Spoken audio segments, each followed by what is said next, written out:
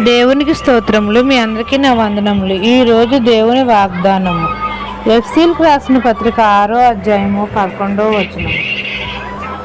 తుదకు ప్రభు యొక్క మహాశక్తిని బట్టి ఆయన యందు బలవంతులై ఉండుడి. మీరు అపవాది తంత్రములను ఎదిరించుటకు శక్తిమంతులగునట్లు దేవుడిచ్చి సర్వాంగ కవచమును ధరించుకొనుడి. ఏలయనగా మనం పోరాడున్నది శరీరాలతో కాదు గాని ప్రధానులతోనూ అధికారులతోనూ ప్రస్తుత అంధకార సంబంధులకు లోకనాథులతోనూ ఆకాశ మండలమందున్న దురాత్మల సమూహములతోనూ పోరాడుచున్నాము.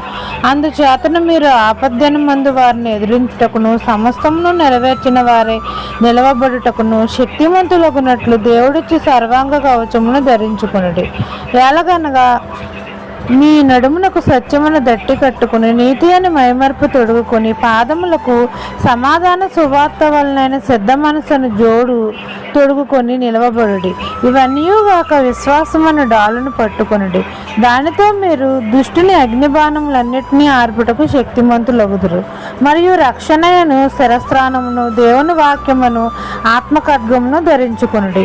ఆత్మ వలన ప్రతి సమయం మందును ప్రతి విధమైన ప్రార్థనలు విజ్ఞాపన చేయుచు ఆ విషయమై సమస్త పరిశుద్ధుల నిమిత్తము పూర్ణమైన పట్టుదలతో విజ్ఞాపన చేయుచు మెలకుగా ఉండు. ఈ దిన వాగ్దానము నా జీవితంలో నెరవేరాలని కోరుకుంటూ దేవుని సువార్త పరిచర్యలో మీ సహోదరి. ఆమెన్.